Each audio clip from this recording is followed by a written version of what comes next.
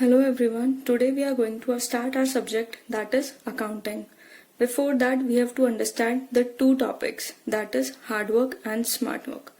हम लोग मेहनत करते हैं, बहुत मेहनत करते हैं और सब मेहनत करते हैं एक्चुअली, तो that is called hard work. पर सिर्फ मेहनत काफी नहीं होती, राइट? सो हमें एक और चीज ट्राई करनी है दैट इज स्मार्ट वर्क. हमें इस तरह से काम करना है ताकि हमारी एफर्ट्स कम लगे और हमारी एफिशिएंसी ज्यादा हो. सो रिमेम्बर दिस, हमारे एफर्ट्स लिमिटेड होने चाहिए पर उससे हमारी जो इफेक्टिवनेस है वो ज्यादा होनी चाहिए.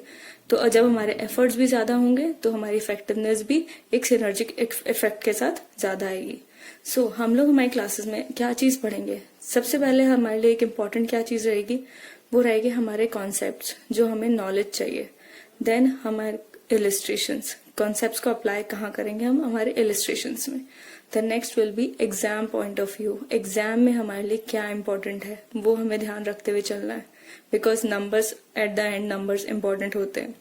And fourth is theory. Theory हमेशा इंपॉर्टेंट होती है. बहुत सारी जगह जहां हमारी प्रैक्टिकल हमारा साथ नहीं देता, वहां थ्योरी हमें कुछ मार्क्स के साथ बिल्कुल साथ दे देती है, प्लस हमारा कॉन्सेप्ट भी इनहेंस करती है. इंग्लिश लैंग्वेज रहेगी हमारी, क्योंकि कोई भी सबके लिए अंडरस्टैंडिंग बहुत इंपॉर्टेंट है और इंग्लिश लैंग्वेज के साथ we will be able to understand everything very clearly.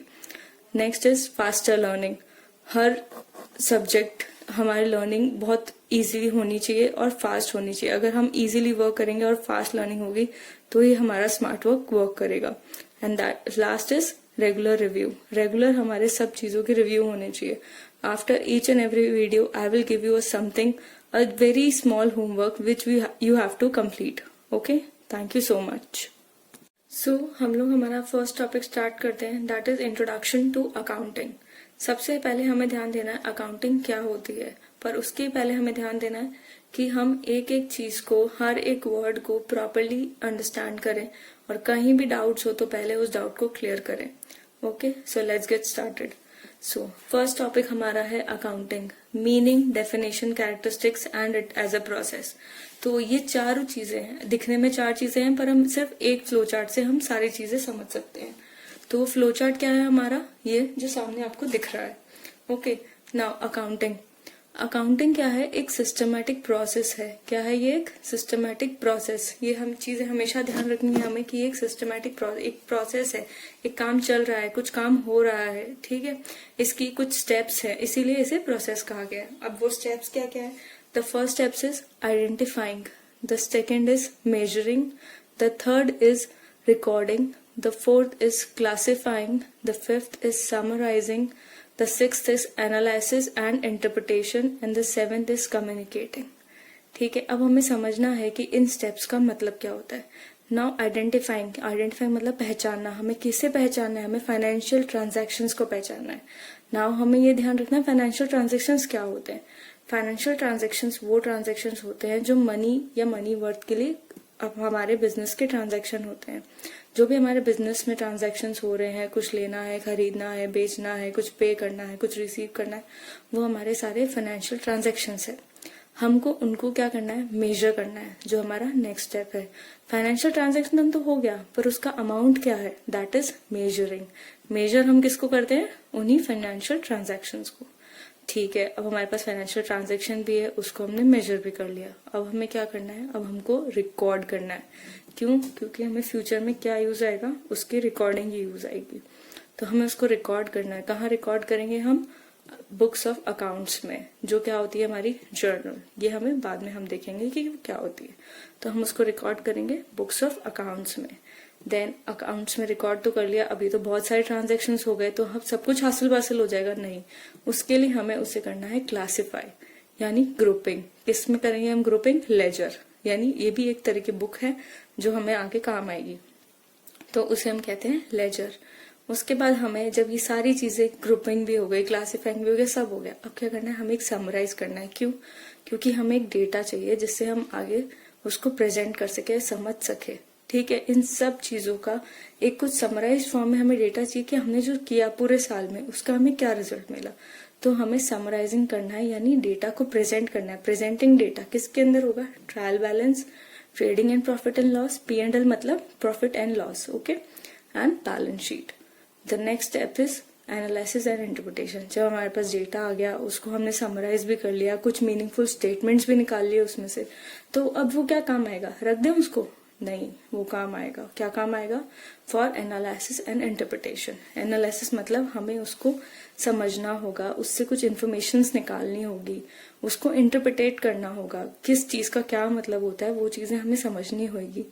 ठीक है, तो हमें क्या करना है, उसका एनालिसिस एंड इंटरप्रिटेशन करना है फॉर मीनिंगफुल जजमेंट, ताकि हम आगे जो भी डिसीजंस लें किसी भी चीज के बारे में, कि कोई चीज हमें खरीदनी है नहीं खरीदनी है, क्या करना है, कहीं अपने को इन्वेस्ट करना है नहीं करना है, या हमें अभी कुछ और फिक्स एसेट्स खरीदने, या हमें स्टॉक लेना है नहीं लेना है, जो हम सारी चीजें किससे करेंगे, हम एक मीनिंगफुल जजमेंट निकालेंगे। किससे? हमारे डेटा से।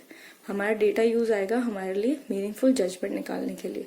और मीनिंगफुल जजमेंट कौन निकालेगा? यूजर्स। तो यानी ये जो डेटा ये किसको हम कम्युनिकेट कर रहे हैं? यूजर्स को।